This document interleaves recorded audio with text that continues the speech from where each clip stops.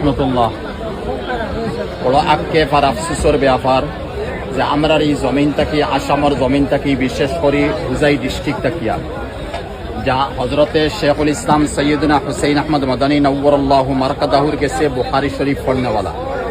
আবার শেখুল ইসলাম সবর গেছে বয়ত হইয়া আসামর জমিনও আইয়া রৌয়ার ফার মদরসা বানানেওয়ালা ওলিয়ে কামিল, পীরে কামিল, ইলমে তসৌফ আর তজকিয়া নফস আর ইলমে মারিফতর এক অন্যতম পাহাড় উস্তাদে মোহতরম হজরতে গুলাম রব্বানী সাব নওয়ারুল্লাহু মারকাদাহু।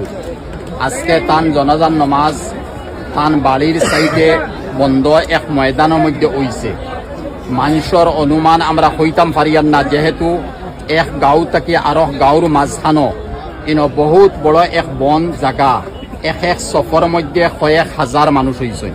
এইভাবে কত সব হয়েছে বা হাজার সব হয়েছে আমরা আন্দাজ লাগাইতাম পারছি না। হয়তো সরকার লেভেলে কোনো সাংবাদিকে হয়তো আন্দাজ লাগাইয়া হইতে পারবো, আমরা এখান হইতে পারবো যে কয়েক লাখ মানুষ হয়েছে। আর এই সমস্ত মানুষ আল্লাহ পাকে তান প্রতি যে শ্রদ্ধা আর মহব্বত মানুষের আছিল, এই শ্রদ্ধার মহব্বতরে দেখাইছেন মানুষে আইয়া। জনাজান নমাজ আরম্ভ হইছে কি না হইছে, মানুষের চকু থাকি ফানি পড়া শুরু, মানুষে খান্দন শুরু। কারণ এই মতো হজরতর দ্বারা ছোট বড় বেটিন বেটাইন সারা মানুষের ফায়দা পৌঁছিছে। আর হজরতে সব সময় মানুষের দোয়া দিতা। আল্লাহ পাকে এই মতো দোয়ার এক জায়গারে আমরা তাকে নিশন গিয়া দোয়া করি আর আল্লাহ পাকে হজরতের জান্নাতুল ফিরদাউস নসিব করুকা।